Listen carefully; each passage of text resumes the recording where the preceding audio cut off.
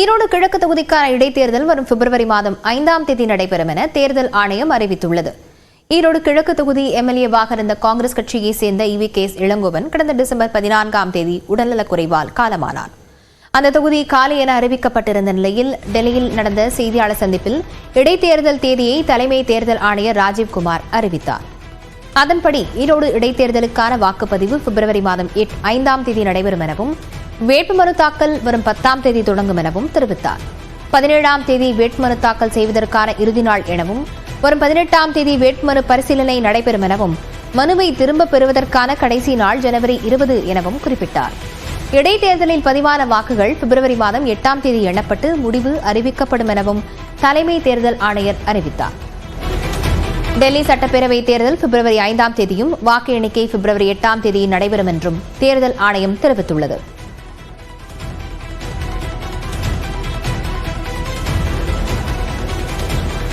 ஈரோடு கிழக்கு தொகுதி இடைத்தேர்தலுக்கான வேட்பாளர் யார் என்பது குறித்து ஆலோசனை மேற்கொள்ளப்பட்டு வருவதாகவும் விரைவில் அறிவிப்பு வெளியிடப்படும் எனவும் தமிழ்நாடு காங்கிரஸ் கட்சித் தலைவர் செல்வப்பெருந்தகை தெரிவித்துள்ளார்.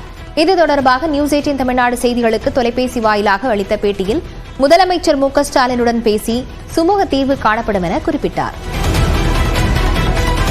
நாங்களும் நம் மாண்புமிகு முதலமைச்சர் இந்தியா கூட்டணி தலைவருடன் கலந்து பேசி ஒரு முடிவு எடுப்போம். இதில் ஒன்றும் பிரச்சனை இல்லை. இந்தியா கூட்டணி ஈரோடு கிழக்கில் பெருவாரியான வாக்கு வித்தியாசத்தில் வெற்றி பெறும்.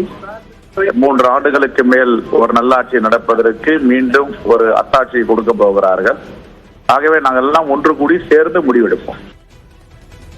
ஈரோடு கிழக்கு தொகுதி இடைத்தேர்தலில் எந்த கட்சி போட்டியிடும் என்பதை கூட்டணி தலைவரான முதலமைச்சர் MK ஸ்டாலின் முடிவு செய்வார் என திமுக அமைப்பு செயலாளர் RS பாரதி தெரிவித்துள்ளார்.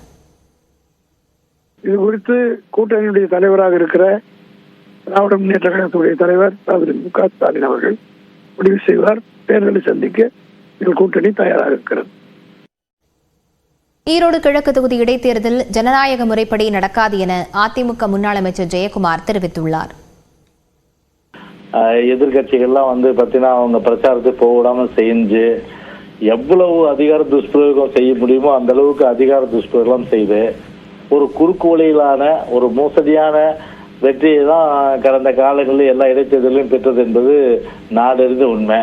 எனவே அந்த வகையில பார்த்தீங்கன்னா இது பார்த்தீங்கன்னா கண்டிப்பா திமுக அதே இதுதான் இன்னைக்கு கையாளும். இன்னைக்கு அதிகார துஷ்பிரயோகம் கண்டிப்பாக நடக்கும். ஜனநாயக விரோதப்படி ஜனநாயக மரபுப்படி நடக்காத ஒரு தேர்தலாக தான் நிச்சயமா திமுக அதை அரங்கேற்றும். இடைத்தேர்தலில் தமிழ் மாநில காங்கிரஸ் போட்டியிடுமா என்பது குறித்து ஆலோசித்து முடிவெடுக்கப்படும் என கட்சியின் தலைவர் GK வாசன் தெரிவித்துள்ளார்.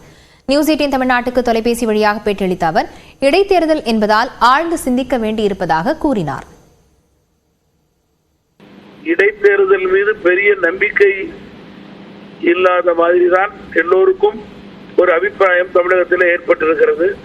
காரணம், ஆளுங்கட்சியினுடைய செயல்பாடு ஜனநாயகத்துக்கு உகந்ததாக கிடையாது. எனவே இடைத்தேர்தலை பொறுத்தவரையிலே ஆழ்ந்து சிந்தித்து முடிவெடுக்க வேண்டிய ஒன்று. ஏன் எல்லா கட்சியும் தங்களுடைய நிலை குறித்து தங்களுடைய கட்சியினுடைய தலைவர்களோடு பேச வேண்டும், தொகுதி பகுதி நடக்கும் தலைவர்களோடு பேச வேண்டும், ஒத்த கருத்து ஏற்பட வேண்டும். இப்படி பல நிலைகள் இருக்கிறது. இடைத்தேர்தலை பொறுத்தவரையில காலக்கெடு மிக குறைவாக இருக்கிறது என்பது என்னுடைய கருத்து.